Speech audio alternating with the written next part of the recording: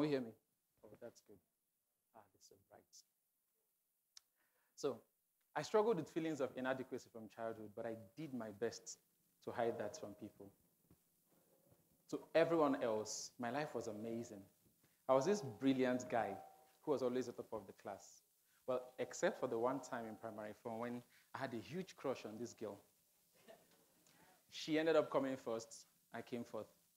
My sister wouldn't let me hear the end of that. I had parents who could take care of my needs. They were well-to-do. I was fun and funny to be around.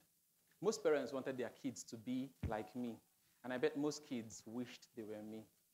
But for some reason, I felt inadequate. However, I didn't feel safe to divulge that information to other people. But what does it mean to feel safe? In order to adequately define that word, we need to understand another word, vulnerability. The Oxford Dictionary defines the word vulnerable as being exposed to the possibility of harm or attack, either physically or emotionally. So in simple terms, if I choose to be vulnerable to you, I'm giving you the power to harm me. That's a very wonderful proposition.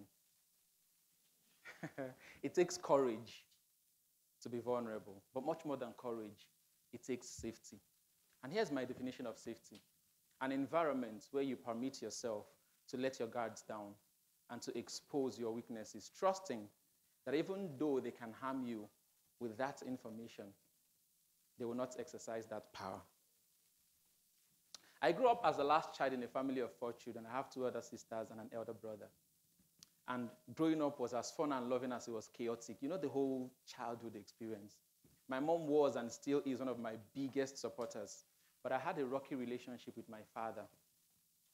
And a lot of that owed to his own struggles and the impact he had on me. And so because of that, I built an emotional wall to shield myself from the effects of my father's words and actions. What I didn't realize at the time, however, was that I had created a trap that made it difficult for me to accept help and support from anyone who dared enough to care for me and knock on those walls. I was afraid to show my vulnerability. And because of that, consequently, I didn't allow myself to look up to any male figures in my life. But what I had an abundance of was the reinforcement that I needed to prove myself as a man. I needed to be perfect. I needed to have life figured.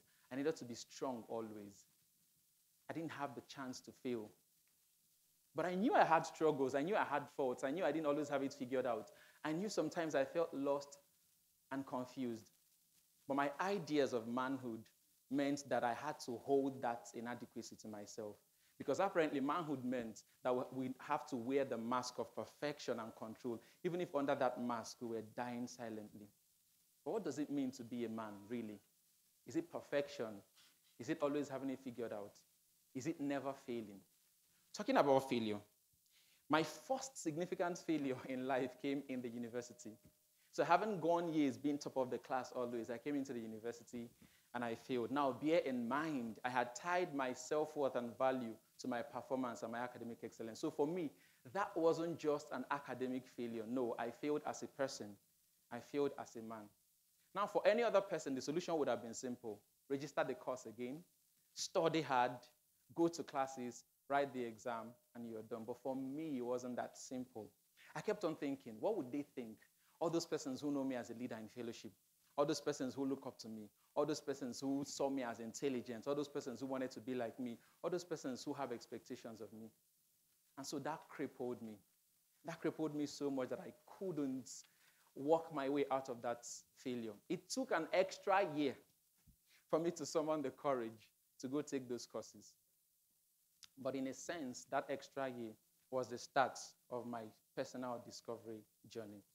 Now, over the past 11 years, I've been on that journey, and I've learned to embrace authenticity and to accept the truth that my failures, my flaws, my inadequacies, and my seasons of confusion are all part of my humanity. To be man is to be human, and there is nothing to be ashamed of in that. Now, in the course of this journey, I've also had the privilege to coach, mentor, and train over 100 men across the world.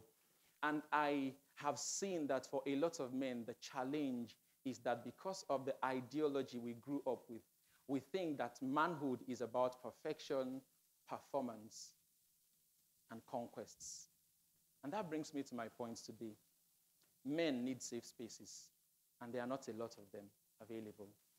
You see, as a society, we lament the idea of toxic masculinity without realizing that we created the stereotypes that have fueled these symptoms. Men need safe spaces. Most men have become victims of the society's misconstruction of manhood, and they are dying under the weight of their struggles. And many men run the risk that with all their good intentions, the enduring legacies they may leave in the hearts of those that they cherish the most is of transferred hurts and scars.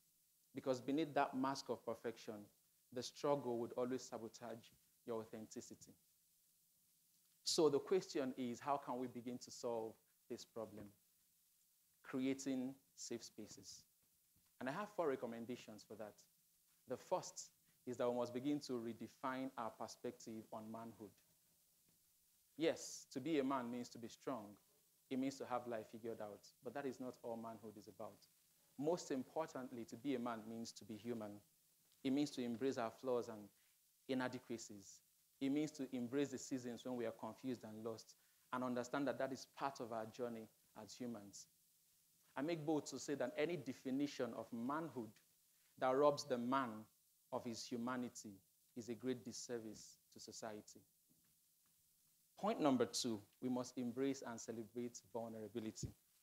We must promote open and non-judgmental conversations and tear down these walls and these stigmas around male vulnerability. I must say at this point, though, for the guys, vulnerability is not just about creating spaces for us to cry. No, it's also about being open to having those uncomfortable conversations. And a story from my life comes to mind at this point. In my 3rd day in school, I have this very good friend of mine, Emmanuel. He came to me one night to my hostel. I could see his face. He was all sad and offended. He called me out of the room. Now, I had thought he came to eat. Yeah, because he never cooked. I always cooked. Do the math. And I fancy myself as being a good cook, actually. But he called me out. And in 10 minutes of conversation, he basically said, I see you're messing up. I'm disappointed in you. I know you can do better. I believe in you. I've got your back. It wasn't a comfortable conversation for me, but it was a safe conversation. Because basically what he was telling me was, I see your inadequacy, but I've got your back. And even till today, we've got each other's back. Point number 3, and this goes to the men, we must allow ourselves to leverage access to resources. Oftentimes, men hesitate to get help and support because we assume that seeking help and support means that we are weak. But it's not the case. It's human to seek help. It's human to seek support. We all are human. You are a human first before you are a man. Embrace that with all fullness. And the last point I'll make is that we must learn to lead by example. Now, it's easy for me to stand here today and say that we must create safe spaces and be vulnerable, but we must all learn to model that. See, when I started my community, I created a community for safe spaces for men where they can be vulnerable and be themselves and all. I initially started that with the idea that I wanted to teach men and show men how to be this and that. We had all these modules: emotional intelligence, spiritual intelligence, financial intelligence. The day before I launched my community, I reached out to my mentor to ask for counsel, and he basically said something to me. He said, most men don't need another platform to teach them how to be this or that, or how to achieve this or that. They just need a place to be able to put off their mask and feel like they are not compromising their identity. And so when I applied that also to the community, I realized that when I started sharing my own vulnerabilities, the dynamics changed. Because now they can relate with this person. We all can relate with this person that has flaws, that has challenges, because every one of us has struggles, men and women. So having struggles, having inadequacies, having challenges doesn't make you less than you are. It makes you human. We all are human. We seek that help and support. And that's why we need safe spaces for men to express their humanity. I will end with this: that a wholesome society is only possible when we have wholesome men and wholesome women. And wholesomeness is not perfection. No, it's not. Wholesomeness is safety, even in our imperfections. So I guess the question I have for you is, blue pill, red pill. Be part of the solution, be part of the problem. Which would you choose? Thank you.